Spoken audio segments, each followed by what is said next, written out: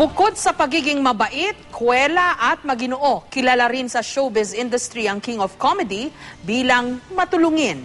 Marami nga sa kanyang mga kasamahan sa industriya at maging mga dati niyang empleyado, may malaking utang na loob daw sa pumanaw na aktor. May report si Trisha Zafra.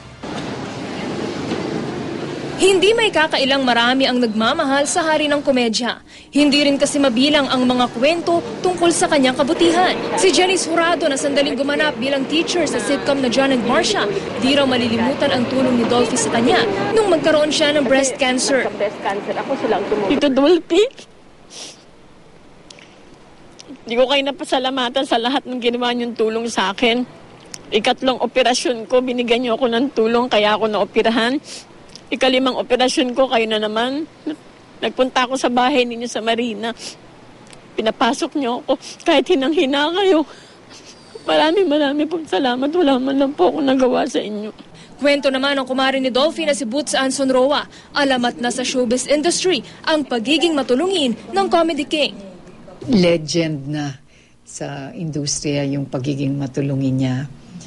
Not only materially, not only in terms of money, or mga job opportunities, kundi yung moral support na binibigay niya sa mga nangangailangan. Parating tapik sa balikat, yung akap. Naitanong ko sa kanya noon, ba't hindi ka pa mag-retire as producer? Kasi mas madali ang mag-artista ka na lang. Mas relaxed ka. Yung sabi nga niya, totoo yun, Mare, sabi niya. Pero kailangan ako magpatuloy mag-produce kasi yung mga tao ko sa RVQ Productions, yung mga umaasa sa akin, mawawalan ng trabaho. Ganito rin ang kwento ng komedyanteng si Chapusit. Yung pag-aalaga niya sa mga artista sa set. Nakikita ko kung paano siya maging concerned sa mga trabahador sa set, sa mga crew. Nakita ko rin yung kung paano siya magbigay ng tulong sa mga nangangailangan. Pero hindi lang mga taga-showbiz ang kanyang natulungan. Kwento ng dating empleyado ng RVQ na naging asawa ng personal driver ni Pidol, wala raw sawa silang sinuportahan ng kanilang boss. Hanggang sa nagkaanak kami ng 3, cesarean lahat, si Mandolphy lahat ang nagbabayad ng cesarean ko sa ospital. Siya lahat. Sabi niya, Bibian, pangatlo na yan, tama na ha? Sabing ganyan. Ang RVQ Productions din na pag-aari ng Comedy King ang nagbigay ng oportunidad kay Linda Pelare.